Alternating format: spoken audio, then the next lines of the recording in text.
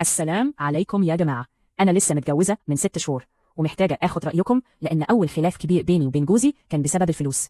أنا قبل الجواز ما كنتش بشتغل، وجوزي هو اللي كان متحمل كل مصاريف البيت من الإيجار للأكل والفواتير، وأنا ما كانش عندي أي دخل.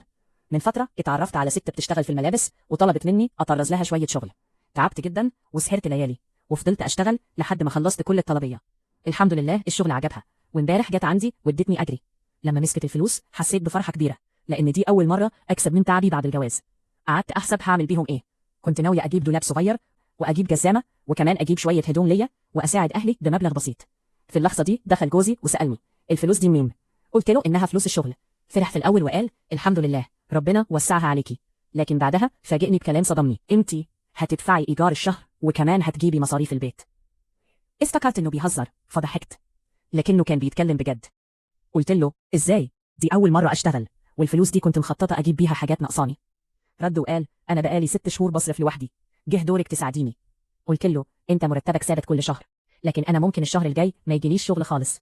لكنه أصر وقال: طالما معاكي فلوس يبقى لازم تشاركي. أنا اتضايقت جدا وقلت له: لو حبيت أساعدك هساعدك من نفسي، لكن ما تفرضش عليا حاجة.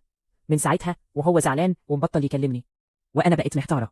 هل فعلا كان المفروض أشارك معاه في الإيجار ومصاريف البيت من أول شغلانة ليا، ولا من حقي أصرف أول فلوس كسبتها على احتياجاتي اللي كنت مأجلاها من زمان؟ بصراحة دي أول تجربة ليا في الجواز، ومش عارفة أنا اللي غلطانة ولا جوزي استعجل وحطني قدام أمر واقع. قولولي، لو كنتوا مكاني كنتوا هتعملوا إيه؟